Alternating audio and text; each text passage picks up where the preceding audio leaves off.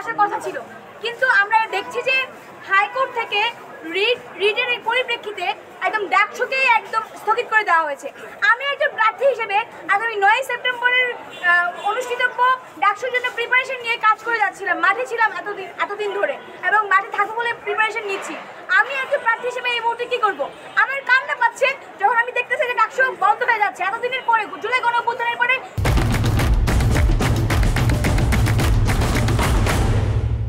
সেই ডিসেম্বরে ডাকসু হওয়ার কথা ছিল, সেটি এখন 9 সেপ্টেম্বরে এসে ঠেকেছে, কিন্তু সেটাকেও আসলে স্থগিত করে কেন অক্টোবর পর্যন্ত নেওয়া হয়েছে, কেন এটা কিন্তু এখনো পর্যন্ত আমাদের কাছে পরিষ্কার না, ক্লিয়ার না যে কেন ডাকসুটা বন্ধ করা হয়েছে। আমি চাই অতি দ্রুত নির্বাচন কমিশন এটার বিপক্ষে একটি স্পষ্ট বার্তা আমাদেরকে দিবে এবং আমরা চাই যে কোনোভাবে হোক, যে কোনো মূল্যে হোক, আগামী 9 সেপ্টেম্বর যেন ডাকসু নির্বাচন হয়। কারণটা দেখানো হয়েছে, আপনারা জানেন যে বাম জোটের একজন ফার্মিতে তিনি রিট করেছেন, কিন্তু সেটা রিট করেছে একজন প্রার্থীর বিপক্ষে রিট করেছে। হতে পারে যে প্রার্থীর মনোনয়ন বাতিল হয়ে যাবে, না হলে এই প্রার্থী এই প্যানেল থেকে নির্বাচন করতে পারবে না, কিন্তু সেটার বিপক্ষে গিয়ে কখনোই ডাকসু বানচাল হতে পারে না, ডাকসু নির্বাচন স্থগিত হয়ে যেতে পারে না। একজন প্রার্থীর মনোনয়ন স্থগিত হতে পারে কিন্তু ডাকসু বন্ধ হয়ে যেতে পারে না, কারণ আমরা যারা প্রার্থীরা আছে, আপনি জানেন যে সর্বোচ্চ সংখ্যক প্রার্থী এবার ঢাকা বিশ্ববিদ্যালয় কেন্দ্রীয় ছাত্র সংসদ নির্বাচনে লড়ছে। তারা আসলে তাহলে একজন প্রার্থীর জন্য পুরো সবগুলো প্রার্থী কেন এই অধিকার হরণ করে দেওয়া হবে ডাকসুতে নির্বাচনে অংশগ্রহণ করার? আমি একজন প্রার্থী হিসেবে অবশ্যই চাইবো যেন অতি দ্রুত নির্বাচন কমিশন এটার ব্যাপারে স্পষ্ট বার্তা দেয় এবং আমার একজন প্রার্থী হিসেবে কি করা উচিত, পরবর্তী সময়ে আমি কি করব, সেটা নিয়ে যেন ওনার স্পষ্ট বার্তা আমরা শুনতে পাই। আচ্ছা, এটি কি কোনো রাজনৈতিক চাও কিনা সেটা বলবেন? ভাই, আমরা কিন্তু এই ব্যাপারটা নিয়ে আসলে বসেছিলাম সংবাদ সম্মেলন করতে।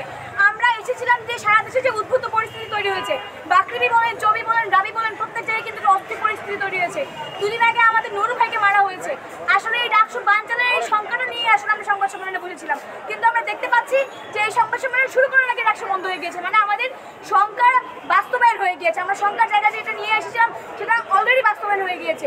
অবশ্যই আমি বলতে চাই, কোনো রাজনৈতিক পক্ষপাতিত্ব যদি এখানে হয়ে থাকে, ডাকসু বানচালের যদি কোনো প্ল্যানিং হয়ে থাকে, কোনো ইঞ্জিনিয়ারিং হয়ে থাকে, কোনো মেকানিজম হয়ে থাকে, সেটাকে অবশ্যই আমরা প্রতিহত করতে চাই। এবং আমি যাদের সাধারণ শিক্ষার্থীদের ম্যান্ডেট নিয়ে এসে আসলে ডাকসু নির্বাচন করতে চাই, সেই সাধারণ শিক্ষার্থীদের ম্যান্ডেট হিসেবে আমি এখানে বলতে চাই যে ডাকসু নির্বাচন আগামী 9 সেপ্টেম্বর হবে।